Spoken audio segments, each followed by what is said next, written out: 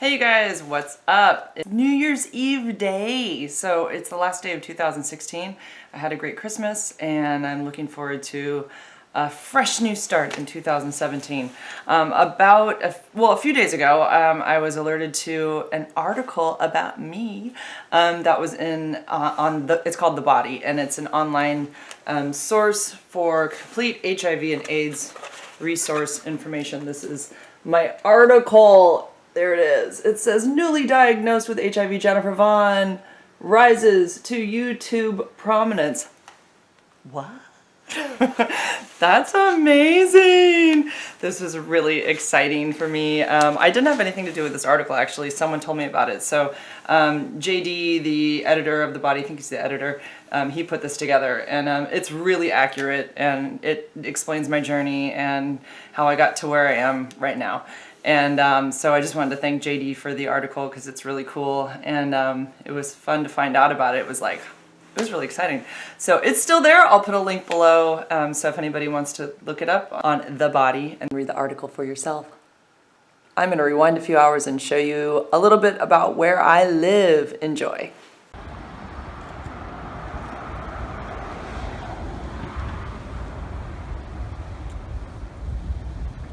Hi girls, good morning. Hello. So this is where we live. We live near Santa Cruz, California. This is actually Santa Cruz, California. There's one lone surfer out there, the boardwalk over there. My dog Finn, oh, he's pooping. And we live about 20 minutes from here, but we're here quite a bit. We love it. It's gorgeous. Oh, that's gross. I gotta clean that up. Okay. They're finally as tall as me. It's weird. So people have asked about Finn and Sky. This is Finn, and I'm not driving right now, so no one can get mad at me. Hi, Finn. Just say hi, Finners. Don't lick me. I think that's disgusting. Finn and Sky I've had since they were puppy and kitten, so they've known each other their whole lives. And they were both rescue animals, and so I don't really know what Finn is. I think he's part Chihuahua, part miniature pinscher, and he sees another dog right now. So, and it's a little dog that looks just like him. Oh my God, Finn, it's a dog! It's a dog! He gets so excited. And Sky is just the biggest love. I'll show you some video of the two of them together. Watch this.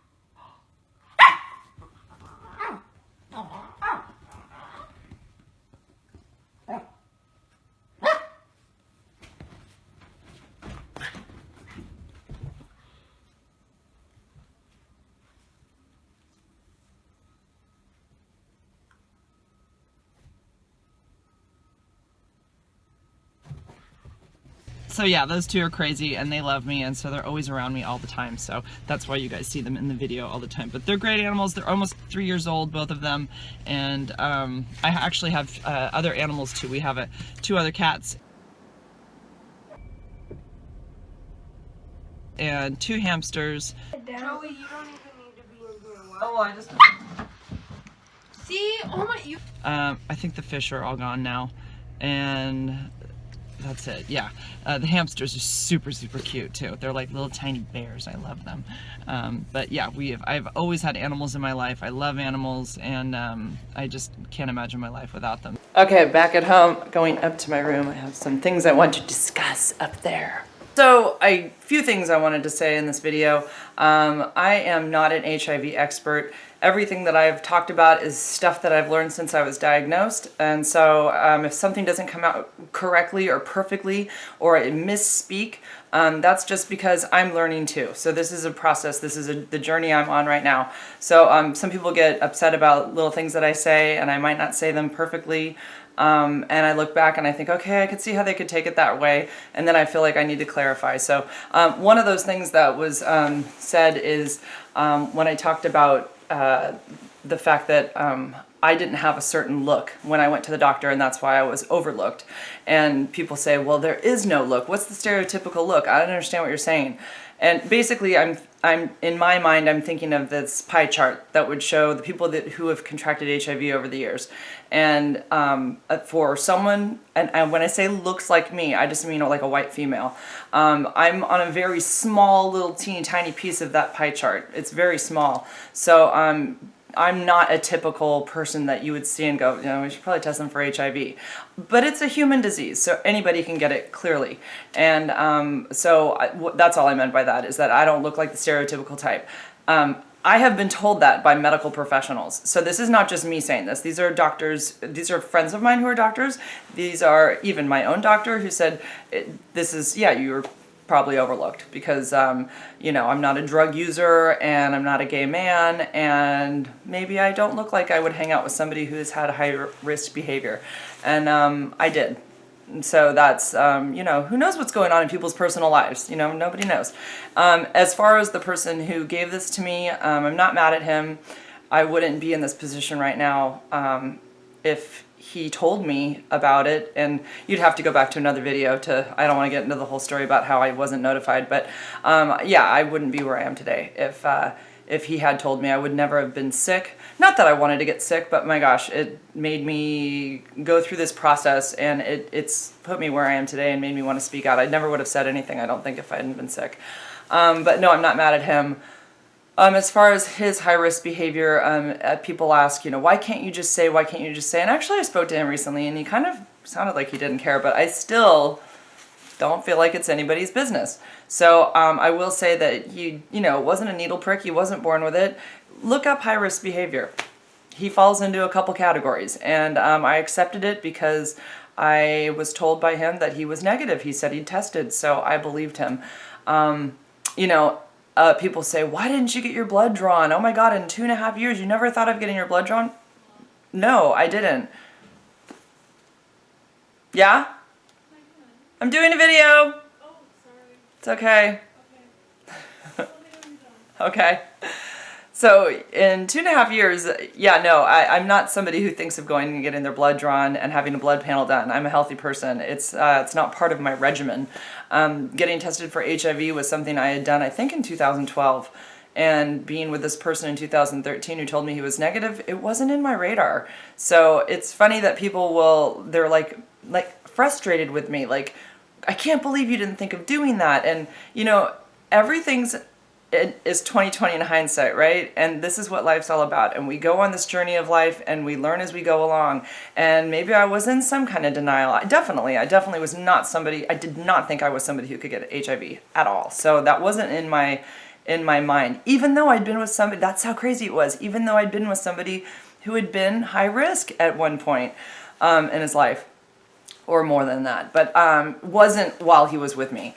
So yeah, I really didn't think it was something that I could get. So it wasn't in my radar, and people are frustrated because I think they want to be able to blame me. And you know, as far as I'm concerned, HIV is, no one deserves it. Even if I stuck a needle in my arm every day and took, you know, IV drugs, or if I was a gay man and had unprotected sex everywhere I went, I'm sorry, but nobody deserves it.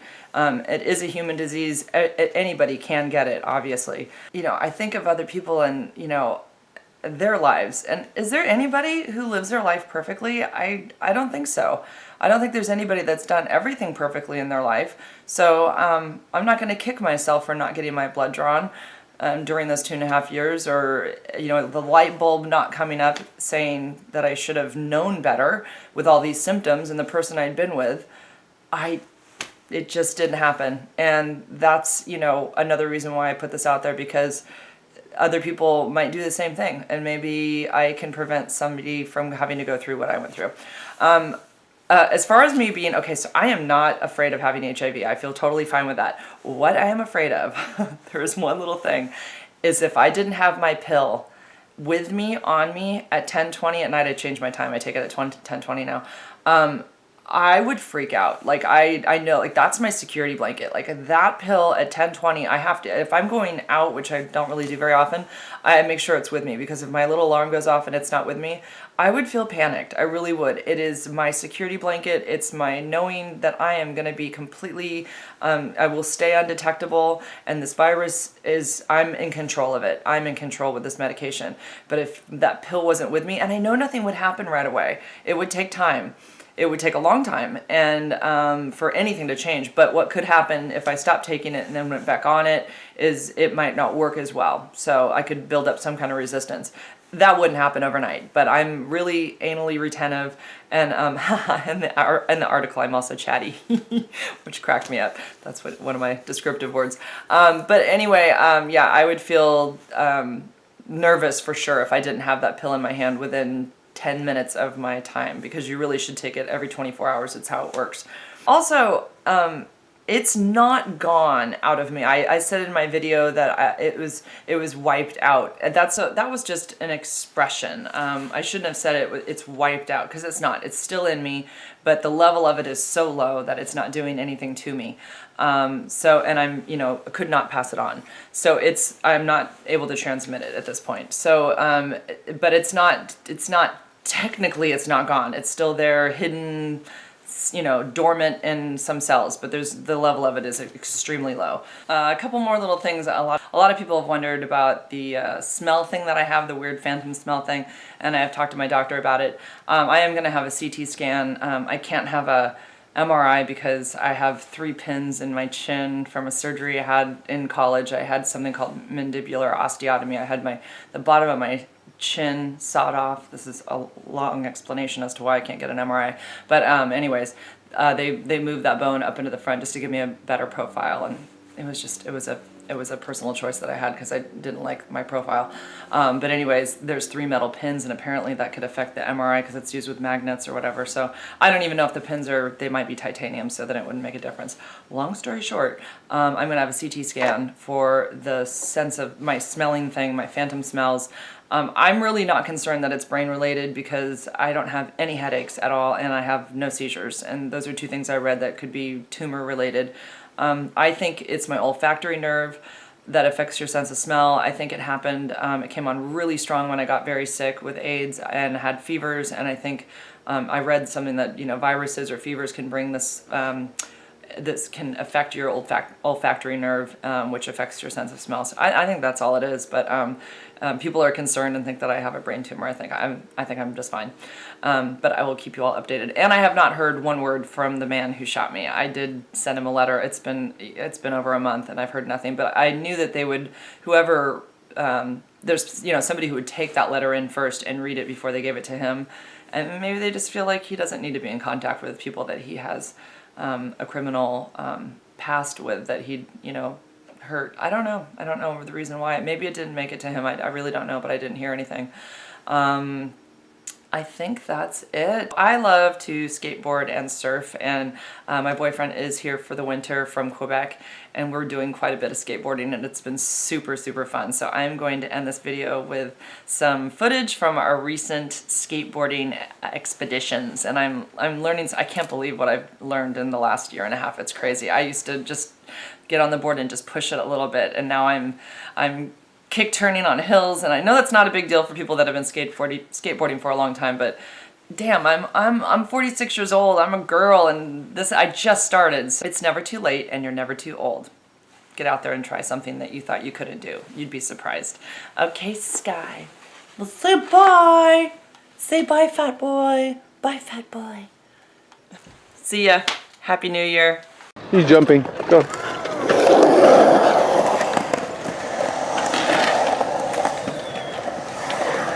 Woo! That's it.